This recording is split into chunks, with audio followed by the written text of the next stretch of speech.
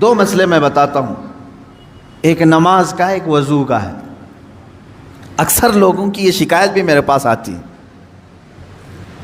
استنجا کر کے آئے، پیشاب کر کے باہر آئے، وضو کرنے کے لیے بیٹھے تو ایسا لگ رہا ہے کہ قطرہ ٹپک رہا ہے یا پیشاب کا قطرہ پھر سے نکل گیا۔ ایسے کئی لوگوں کو ہوتا ہے، پھر گئے وہ، پھر دھو کر کے آئے، پھر لگا کہ نہیں پیشاب کا قطرہ نکل رہا ہے۔ یہ اطمینان نہیں ہوتا کچھ لوگوں کو۔ حالانکہ استنجا کریں آپ، پورا اس میں استبرا ہے، یعنی کھانس کر کے ہو یا اٹھ کر کے بیٹھ کر کے پیر کو موڑ کے کسی بھی طرح سے آخری قطرہ نکال دیں، یہ ٹھیک ہے۔ لیکن اس کے بعد آپ وضو کرنے کے لیے آئے، تب یہ وسوسہ آ رہا ہے، پیشاب کا قطرہ نکلا، پیشاب کا قطرہ نکلا۔ اب کیا حکم کیا ہے آپ کے لیے؟ ایک نمبر 1 یہ وضو کا مسئلہ، اس کا بھی حکم میں بتاؤں۔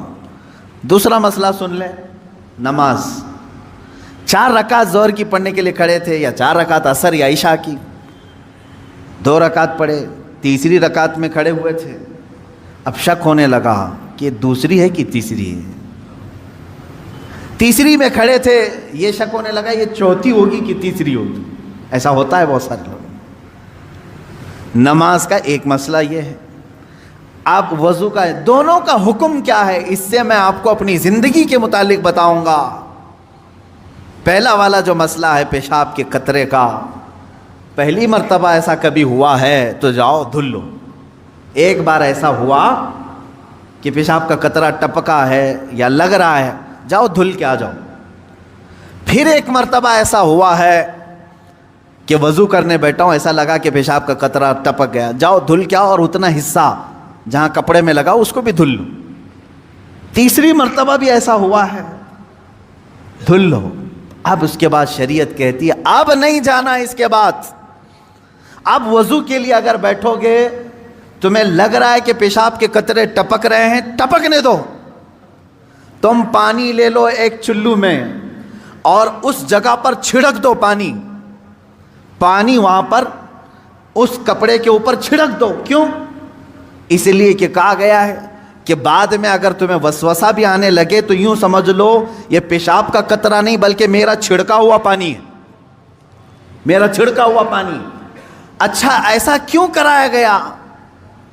شک تو ہو رہا ہے۔ سنیں فقہاء کرام نے فرمایا اے بندے، تجھے عبادت اللہ کی کرنی ہے۔ کس کی کرنی ہے؟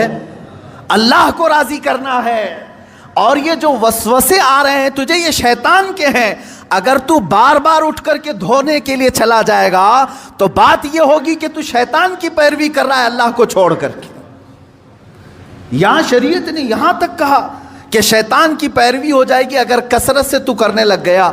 جب شیطان وسوسہ ڈالا اٹھ گئے، جب شیطان شک ڈالا پھر اٹھ گئے۔ بار بار اگر خیال آ رہا ہے تو اس پر عمل کرنا جائز نہیں۔ پانی چھڑک لو اور کہو میں شیطان کی پیروی نہیں کروں گا، میرے مولا کی عبادت کروں گا۔ دوسرا مسئلہ نماز کا کہ جس میں اگر 3 میں 4 میں شک ہو، ایک بار ہو گیا تو چلو دوہرا لو، 2 بار ہو گیا تو چلو ٹھیک ہے، جتنا یقین ہے اس کے آگے کی رکعتیں پڑھ لو۔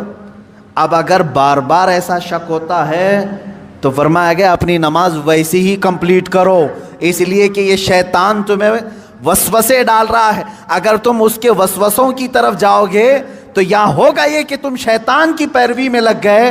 حقیقت میں نماز تو رحمان کی عبادت ہے۔ آپ سمجھ رہے ہیں؟ یہ 2 مسئلوں سے میں تمہیں بتاؤں گا میرے عزیزو، پوری زندگی بھر شیطان اسی طرح سے کرتا ہے، تمہیں اپنے اصلی مقصد سے ڈائیورٹ کر کے کسی عام فضول چیز میں لگا دیتا ہے، فضول چیز میں لگا دیتا ہے۔ اسی لیے اب جیسے کسی نے اپنے پورے گھر کی فکر میں، اپنی جائیداد کی فکر میں پوری زندگی ختم کر دی، اسے معلوم ہی نہیں کتنے دن رہنے والا تھا، کتنی عمارتیں بنا رہا ہے، کتنی چھتیں قائم کرے گا۔ اے بندے، تیری زندگی لمبی سے لمبی جاتی تو 70-80 سال کی، تو بنا ہی رہا ہے 30-40 سال کی عمر میں، بچے ہیں تیرے پاس 25-30 سال، ان 25-30 سالوں کے لیے تو نے اپنی پوری زندگی جھونک دی، صحت و طبیعت سب برباد کر ڈالی۔ لیکن جہاں 100 سال سونا ہے کہ 200 سال کہ 500 سال کہ 1000 سال، ہمیں معلوم نہیں قبرستان میں کتنا سونا ہے، وہاں کے لیے بندہ ایک رات کی بھی عبادت کرنے کو تیار نہیں، ایک تسبیح گھمانے کو بھی تیار نہیں، وہاں کی عمارت تیار کرنے کو بندہ تیار نہیں. یہ شیطان ڈائیورٹ کر چکا ہے تمہیں. تمہاری اصلی منزل تو وہ تھی، تمہیں لگا دیا کسی اور کام میں، تمہیں لگا دیا کسی اور کام میں.